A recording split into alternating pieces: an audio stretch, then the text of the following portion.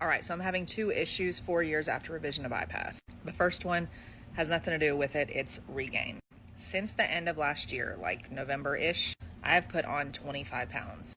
This will be the second or third time that I've had a little bit of regain since my revision to bypass. I'm not freaked out. I know what to do. I'm not doing any like crazy crash diet. I'm not doing any GLP-1 shots.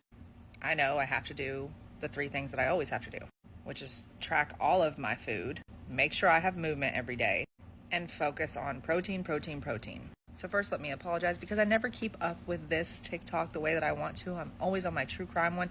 And then I've got a book coming out in October, so I've been like working crazy stuff on those.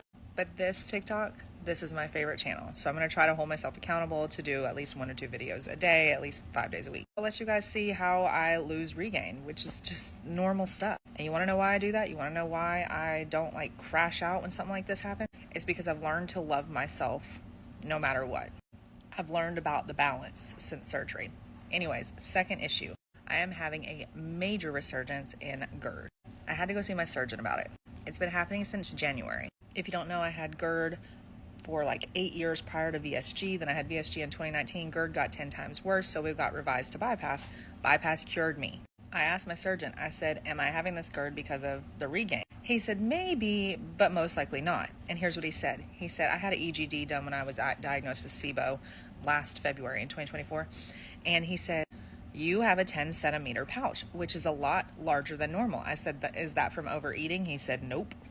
He said, your previous surgeon made your pouch too big, which means that there can be acid producing cells left in the stomach.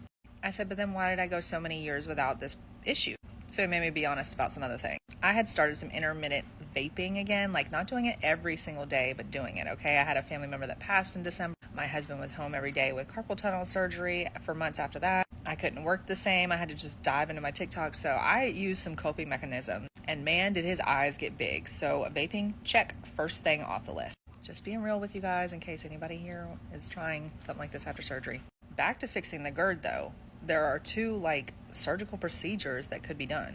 One of them is revising the revision, and he said it's actually kind of dangerous and I really don't want to do it. So I said, well, if I lose more weight, could that help my GERD? And he said, yes. So that's my quest right now. Now he offered to put me on GLP-1 shots. I said, I'm nervous to do that. Hence, here we are. We're going to lose weight together.